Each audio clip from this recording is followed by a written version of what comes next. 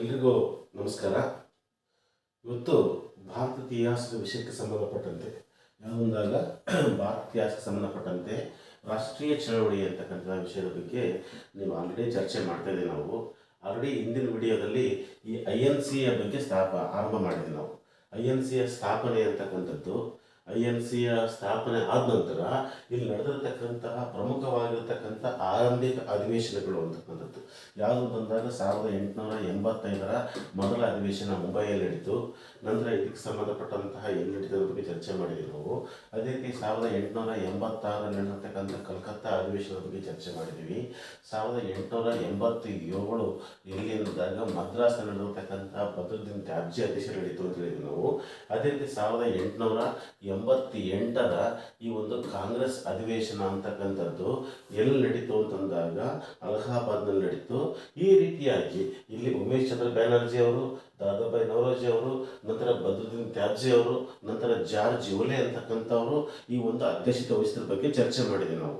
ನಂತರ ಇಲ್ಲಿ ಇನ್ನೊಂದು ಪ್ರಮುಖವಾಗಿರತಕ್ಕಂಥ ವಿಷಯ ಅಂತಂದಾಗ ಈ ಒಂದು ಯಾವ್ಯಾವ ಬ್ರಿಟಿಷ್ ವ್ಯಕ್ತಿಗಳು ಈ ಒಂದು INCಯ ಅಧ್ಯಕ್ಷತೆಯನ್ನು ವಹಿಸಿದ್ರು ಅನ್ನೋದ್ರ ಬಗ್ಗೆ ಚರ್ಚೆ ಮಾಡಿದ್ವಿ ನಾವು. ಒಟ್ಟು 4 ಜನ INCಯ ಅಧ್ಯಕ್ಷತೆಯನ್ನು ಒಬ್ಬ ಆಂಗ್ಲ ಪ್ರಜೆಗಳು ಅಥವಾ ಬ್ರಿಟಿಷ್ ವ್ಯಕ್ತಿಗಳು ವಹಿಸಿದ್ರು ಅಂತ ಹೇಳಿದ್ವಿ ನಾವು.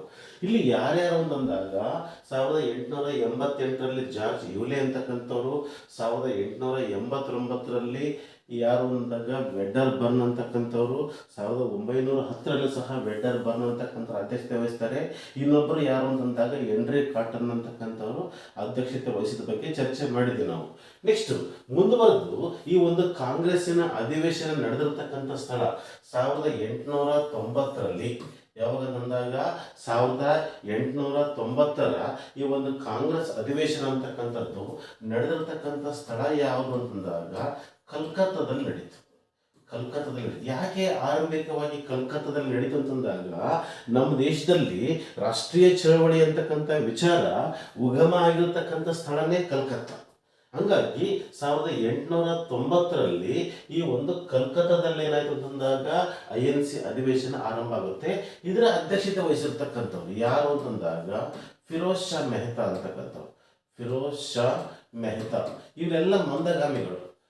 ಫಿರೋಜ್ ಶಾ ಮೆಹ್ತಾ ಆಗಿರ್ಬೋದು, ಬದ್ರುದ್ದೀನ್ ತ್ಯಾಬ್ಜಿ ಆಗಿರ್ಬೋದು, ದಾದಾಬಾಯಿ ನವರೋಜಿ, ಗೋಪಾಲಕೃಷ್ಣ ಗೋಖಲೆ, ನಂತರ ಉಮೇಶ್ ಚಂದ್ರ ಬ್ಯಾನರ್ಜಿ ಅಂದ್ರೆ ಆರಂಭಿಕವಾಗಿ ಮಂದಗಾಮಿಗಳು ಕಾಂಗ್ರೆಸ್ ಮೇಲೆ ತಮ್ಮ ಆಧಿಪತ್ಯವನ್ನು ಸ್ಥಾಪಿಸಿದ್ರು. ನಂತರ ಈ ಫಿರೋಜ್ ಶಾ ಮೆಹ್ತಾ ಯಾವಾಗ ಅಂತಂದಾಗ 1890ರ ಕಾಂಗ್ರೆಸ್ ಅಧಿವೇಶನದ ಅಧ್ಯಕ್ಷತೆ ವಹಿಸಿದರು. ಈ ಒಂದು ಅಧಿವೇಶನದ ಉದ್ದೇಶ ಏನು ಅಂತಂದಾಗ ಪರೀಕ್ಷೆಯಲ್ಲಿ ಕೇಳ್ತಕ್ಕಂತಹ ಒಂದು ವಿಶಿಷ್ಟವಾಗಿರ್ತಕ್ಕಂಥ ಅಂಶ ಏನು ಅಂತಂದಾಗ ಇಲ್ಲಿ ಕದಂಬಿನಿ ಗಂಗೂಲಿ ಅಂತಕ್ಕಂಥವ್ರು ಯಾರು ಅಂತಂದಾಗ ಕದಂಬಿನಿ ಗಂಗೂಲಿ ಅಂತಕ್ಕಂಥವ್ರು. ಈ ಕದಂಬಿನಿ ಗಂಗೂಲಿ ಅಂತಕ್ಕಂಥವ್ರು ಈಕೆ ಒಬ್ಬ ಮಹಿಳೆ ಅಂದರೆ ಭಾರತದ ಮೊದಲ ಪದವೀಧರೆ ಕದಂಬಿನಿ ಗಂಗೂಲಿ ಅಂತಕ್ಕಂಥವ್ರು INC ಉದ್ದೇಶಿಸಿ ಏನ್ ಮಾಡಿದ್ರು ಅಂತಂದಾಗ ಭಾಷಣವನ್ನು ಮಾಡಿದ್ರು. ಇದರ ಬಗ್ಗೆ ಪ್ರಶ್ನೆ ಕೇಳಿದ್ದಾರೆ. ಅಂದರೆ ಈ ಒಂದು INC ಅಧಿವೇಶನದಲ್ಲಿ ಯಾವೊಬ್ಬ ಮಹಿಳೆ ಮೊದಲ ಬಾರಿಗೆ ಭಾಷಣ ಮಾಡಿದಾಗ ಈ ಒಂದು ಕದಂಬಿನಿ ಗಂಗೂಲಿ ಅಂತಕ್ಕಂಥ ಮಹಿಳೆ ಅಂತಕ್ಕಂಥವಳು 1890ರ ಕಲ್ಕತ್ತಾ ಅಧಿವೇಶನದಲ್ಲಿ ಈ ಒಂದು INC ಉದ್ದೇಶಿಸಿ ಭಾಷಣ ಮಾಡಿದ್ರ ಬಗ್ಗೆ ಎಕ್ಸಾಮ್ನಲ್ಲಿ ಕೇಳಿದರೆ ಸ್ವಲ್ಪ ಗಮನ ಇರಬೇಕು ಅಂತಕ್ಕಂಥದ್ದು. ನಂತರ 1890ರ ಕಾಂಗ್ರೆಸ್ ಅಧಿವೇಶನ ಅಂದ್ರೆ ಇಲ್ಲಿ ನಡೆದಿಲ್ಲ ಅಂತಲ್ಲ, ನಮಗೆ ಪರೀಕ್ಷಾ ದೃಷ್ಟಿಯಿಂದ ಯಾವ್ಯಾವನ್ನ ಕೇಳಿದರೆ ಅದ್ರ ಬಗ್ಗೆ ಸ್ವಲ್ಪ ಚರ್ಚೆ ಮಾಡ್ತಿದ್ದೆ ನಾವೀಗ. 1896ರ ಪ್ರಮುಖವಾಗಿರ್ತಕ್ಕಂತಹ ಈ ಅಧಿವೇಶನದ ಬಂದಾಗ ಇದು ಸಹ ನಡೆದಿರ್ತಕ್ಕಂಥ ಸ್ಥಳ ಯಾವುದು ಅಂತಂದಾಗ ಕಲ್ಕತ್ತಾದಲ್ಲಿ ನಡೆಯುತ್ತೆ. ಇದರ ಅಧ್ಯಕ್ಷತೆ ವಹಿಸಿರ್ತಕ್ಕಂಥ ವ್ಯಕ್ತಿಗಳು ಯಾರು ಅಂದಾಗ ರೆಹಮತ್ ಉಲ್ ಸಹಾನಿ ಅಂತಕ್ಕಂಥವ್ರು ಈ ಒಂದು ಅಧಿವೇಶನದ ಅಧ್ಯಕ್ಷತೆ ವಹಿಸಿದರು. ಈ ಒಂದು ಅಧಿವೇಶನದ ಪ್ರಮುಖವಾಗಿರತಕ್ಕಂಥ ಅಂಶ ಏನು ಅಂತಂದಾಗ ಇಲ್ಲಿ ಮುಖ್ಯವಾಗಿ ಏನು ಅಂತಂದಾಗ ಈ ಅಧಿವೇಶನದಲ್ಲಿ ಮೊದಲ ಬಾರಿಗೆ ಆಲ್ರೆಡಿ ಚರ್ಚೆ ಮಾಡಿದೆ ನಾವು. ಈ ಒಂದು ದಾದಾಬಾಯಿ ನವರೋಜಿ ಅಂತಕ್ಕಂಥವ್ರು ಒಂದು ಪ್ರಮುಖವಾಗಿರತಕ್ಕಂಥ ಸಿದ್ಧಾಂತವನ್ನು ಮಂಡಿಸಿದ್ರೆ ನಾನು ಯಾವುದು ಅಂತಂದಾಗ ಸಂಪತ್ತಿನ ಸೋರಿಕೆ ಸೋರಿಕೆ ಸಿದ್ಧಾಂತ. ಈ ಸಂಪತ್ತಿನ ಸೋರಿಕೆ ಸಿದ್ಧಾಂತವನ್ನ INCಯಲ್ಲಿ ಮಂಡಿಸಿದ್ದು ಯಾವ ಅಧಿವೇಶನದ ಕೇಳಿದಾಗ 1890ರ ಕಲ್ಕತ್ತಾ ಅಧಿವೇಶನದಲ್ಲಿ. ಯಾರು ಅಂತಂದಾಗ ದಾದಾಬಾಯಿ ನವರೋಜಿ ಅವರು ಸಂಪತ್ತಿನ ಸೋರಿಕೆ ಸಿದ್ಧಾಂತವನ್ನ INCಯಲ್ಲಿ ಮಂಡಿಸ್ತಾರೆ 1896ರಲ್ಲಿ. ನಂತರ ಅದೇ ರೀತಿಯಾಗಿ ಇನ್ನೊಂದು ಪ್ರಮುಖವಾಗಿರ್ತಕ್ಕಂಥ ಅಂಶ ಏನು ಅಂತಂದಾಗ ಇಲ್ಲಿ ಯಾವುದು ಅಂತಂದಾಗ ಒಂದೇ ಮಾತರಂ ಗೀತೆಯನ್ನ, ಯಾವುದನ್ನಂದಾಗ ಒಂದೇ ಮಾತರಂ ಗೀತೆಯನ್ನ ಮೊಟ್ಟ ಮೊದಲ ಬಾರಿಗೆ, ಒಂದೇ ಮಾತರಂ ಗೀತೆಯನ್ನ ಮೊದಲ ಬಾರಿಗೆ ಎಲ್ಲಿ ಅಂತಂದಾಗ INC ಅಧಿವೇಶನದಲ್ಲಿ ಆಡಲಾಯಿತು. INC ಅಧಿವೇಶನದಲ್ಲಿ ಆಡಲಾಯಿತು. ಯಾವ ಅಧಿವೇಶನದಾಗ 1896ರ ಕಲ್ಕತ್ತಾ ಅಧಿವೇಶನ. ಇದನ್ನ ಆಡಿರ್ತಕ್ಕಂಥ ವ್ಯಕ್ತಿಗಳು ಯಾರು ಅಂತಂದಾಗ ರವೀಂದ್ರನಾಥ್ ಠಾಕೂರ್ ಅಂತಕ್ಕಂಥವ್ರು.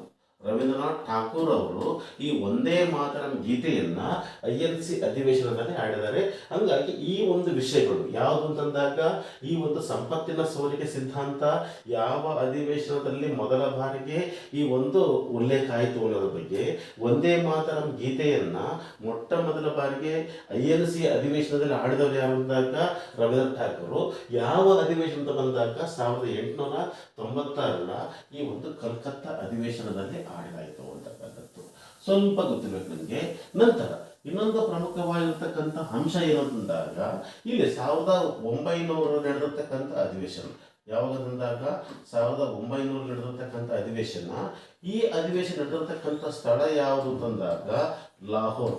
ಈ ಒಂದು 1900ರ ಅಧಿವೇಶನ ನಡೆದಿರ್ತಕ್ಕಂಥ ಸ್ಥಳ ಯಾವುದಂದಾಗ ಲಾಹೋರ್ ಅಂತಕ್ಕಂಥದ್ದು. ಇಲ್ಲಿ ಏನು ಅಂತಂದಾಗ ಈ ಒಂದು INC ಅಧ್ಯಕ್ಷತೆ ವಹಿಸಿರ್ತಕ್ಕಂಥ ಮೊದಲ ಕನ್ನಡಿಗ, INC ಅಧ್ಯಕ್ಷತೆಯನ್ನ ಯಾರು ವಹಿಸ್ತಾರೆ ಅಂದಾಗ ಒಬ್ಬ ಕನ್ನಡಿಗ ವಹಿಸ್ತಾನೆ. INC ಅಧ್ಯಕ್ಷತೆಯನ್ನ ಒಬ್ಬ ಕನ್ನಡಿಗ ವಹಿಸ್ತಾನೆ. ಯಾರು ಅಂತಂದಾಗ ನಾರಾಯಣ ಗಣೇಶ ಚಂದಾವರ್ಕರ್. ನಾರಾಯಣ ಗಣೇಶ ಚಂದಾವರ್ಕರ್ ಅಂತಕ್ಕಂಥದ್ದು, ನಾರಾಯಣ ಗಣೇಶ ಚಂದಾವರ್ಕರ್ ಅಂತಕ್ಕಂಥ ವ್ಯಕ್ತಿಗಳು ಏನ್ ಮಾಡ್ತಂದಾಗ INC ಅಧ್ಯಕ್ಷತೆಯನ್ನು ವಹಿಸ್ತಾರೆ. ಇದು ಒಂದು ವಿಶಿಷ್ಟವಾಗಿರ್ತಕ್ಕಂಥ ಕನ್ನಡಿಗರ ಪಾಲಿಗೆ. ನಂತರ ಇದನ್ನ ಆಲ್ರೆಡಿ ಚರ್ಚೆ ಮಾಡಿದೆ ನಾವು. ಏನಂದಾಗ INCಯ ಮೊದಲ ಅಧಿವೇಶನ 1885ರಲ್ಲಿ ನಡೆದಾಗ ಭಾಗವಹಿಸಿರ್ತಕ್ಕಂಥ ಕನ್ನಡಿಗರು ಅಂತಂದ್ರೆ ಇಬ್ಬರು. ಯಾರು ಅಂದಾಗ ಕೋಲಾಚಲ ವೆಂಕಟರಾವ್, ಇನ್ನೊಬ್ರು ಯಾರು ಅಂದಾಗ ನಾರಾಯಣ ಗಣೇಶ್ ಚಂದಾವರ್ಕರ್ ಅಂತಕ್ಕಂಥವ್ರು. ನಂತರ INC ಅಧ್ಯಕ್ಷತೆ ವಹಿಸಿರ್ತಕ್ಕಂಥ ಮೊದಲ ಕನ್ನಡಿಗ ಯಾರು ಅಂತಂದಾಗ ಈ ಒಂದು ಗಣೇಶ್ ಚಂದಾವರ್ಕರ್ ಅಂತಕ್ಕಂಥ ವಿಷಯ ನಮಗೆ ಗೊತ್ತಿರಬೇಕು ಅಂತಕ್ಕಂಥದ್ದು. ನಂತರ 1906ರ ಅಧಿವೇಶನ ಈಗ ಆಲ್ರೆಡಿ ಚರ್ಚೆ ಮಾಡಿದೆ ನಾವು. 1886 ಹೇಳ್ತಿರ್ಬೇಕು ಅಂತಂದಾಗ 1906ರ ಅಧಿವೇಶನ ನಡೆದಿರ್ತಕ್ಕಂಥ ಸ್ಥಳ ಯಾವುದು ಅಂತಂದಾಗ ಕಲ್ಕತ್ತಾ. ಇದರ ಅಧ್ಯಕ್ಷತೆ ವಹಿಸಿರ್ತಕ್ಕಂಥವ್ರು ಯಾರು ಅಂತಂದಾಗ ದಾದಾಬಾಯಿ ನವರೋಜಿ. ದಾದಾಬಾಯಿ ನವರೋಜಿ ಅಂತಕ್ಕಂಥವರು ಈ ಒಂದು INCಯ ಅಧ್ಯಕ್ಷತೆಯನ್ನು ವಹಿಸ್ತಾರೆ. INC ಅಧಿವೇಶನದ ಅಧ್ಯಕ್ಷತೆ. ಈ INC ಅಧ್ಯಕ್ಷತೆ ವಹಿಸಿರ್ತಕ್ಕಂಥವ್ರು ದಾದಾಬಾಯಿ ನವರೋಜಿ ಅಂತಕ್ಕಂಥವ್ರು ಎಷ್ಟು ಬಾರಿ ಅಧ್ಯಕ್ಷತೆ ವಹಿಸಿದ್ರು ಅಂತ ಕೇಳಿದರೆ ಇವರು 3 ಬಾರಿ ಅಧ್ಯಕ್ಷತೆ ವಹಿಸ್ತಾರೆ. 1886, 1893, 1906 3 ಅಧಿವೇಶನದ ಅಧ್ಯಕ್ಷತೆಯನ್ನು ವಹಿಸ್ತಾರೆ. ಇದು ಕಲ್ಕತ್ತಾ, ಇದು ಲಾಹೋರು, ಇದು ಮತ್ತೆ ಕಲ್ಕತ್ತಾ. ಈ ಒಂದು 1906 ಅಧಿವೇಶನ ಯಾಕೆ ಪರೀಕ್ಷಾ ದೃಷ್ಟಿಯಿಂದ ಇಂಪಾರ್ಟೆಂಟ್ ಅಂದಾಗ ಇಲ್ಲಿ ಮೊಟ್ಟ ಮೊದಲ ಬಾರಿಗೆ ಯಾವುದನ್ನ ಸ್ವರಾಜ್ಯ ಅಂತಕ್ಕಂಥ ಪದವನ್ನ, ಯಾವುದು ಸ್ವರಾಜ್ಯ ಅಂತಕ್ಕಂಥ ಪದವನ್ನ ಎಲ್ಲಿ ತಗೊಂತಾರಂತಂದ್ರೆ ಸ್ವರಾಜ್ಯ ಅಂತಕ್ಕಂಥ ಪದವನ್ನ ಎಲ್ಲಿ ಅಂತಂದಾಗ INCಯಲ್ಲಿ ಬಳಕೆ ಮಾಡಲಾಗುತ್ತೆ.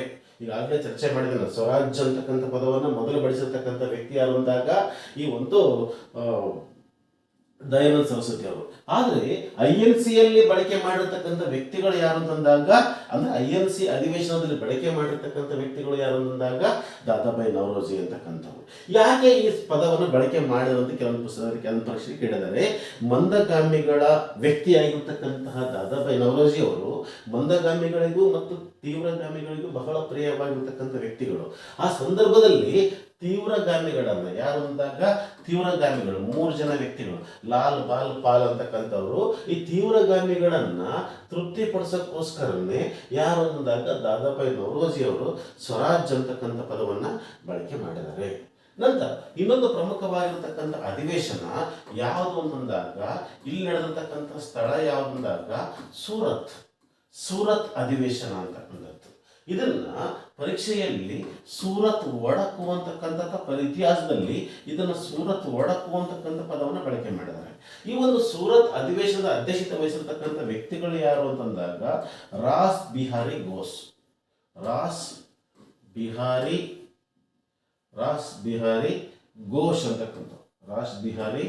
ಘೋಷ್ ಅಂತಕ್ಕಂಥವರು ಈ ಒಂದು ಅಧಿವೇಶನದ ಅಧ್ಯಕ್ಷತೆ ವಹಿಸ್ತಾರೆ.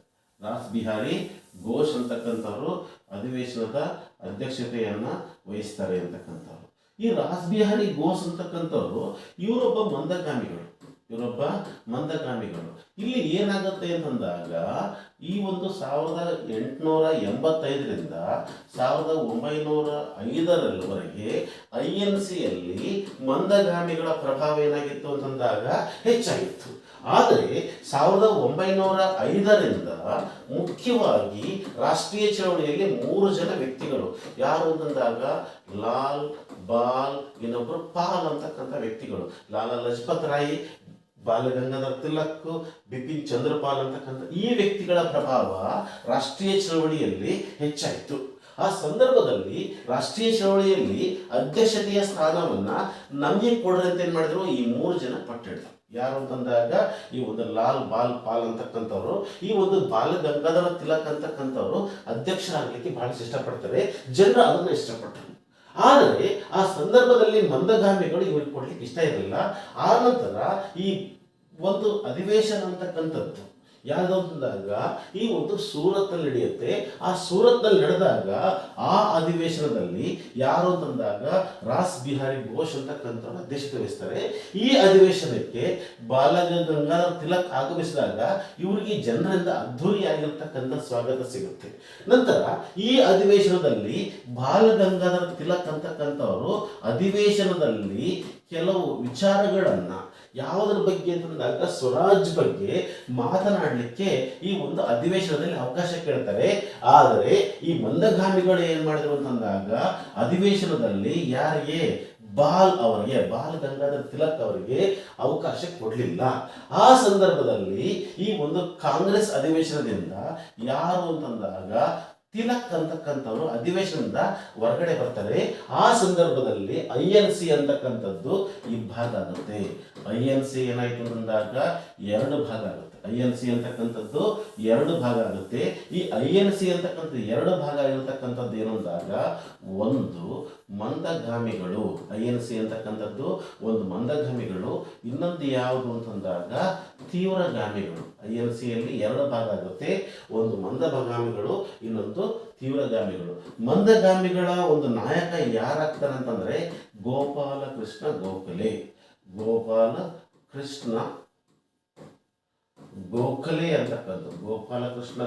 ಅಂತಕ್ಕಂಥವ್ರು ಮಂದಗಾಮಿಗಳ ನಾಯಕನಾದರೆ ಈ ಒಂದು ಬಾಲ ಗಂಗಾಧರ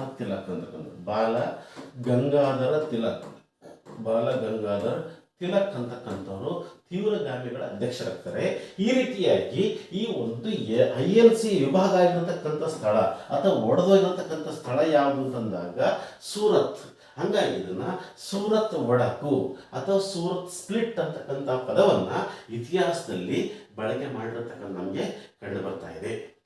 ಇಷ್ಟು ವಿಷಯಗಳನ್ನ ಚರ್ಚೆ ಮಾಡೋದಕ್ಕೆ ಎಲ್ರಿಗೂ ಧನ್ಯವಾದಗಳು. Thank you.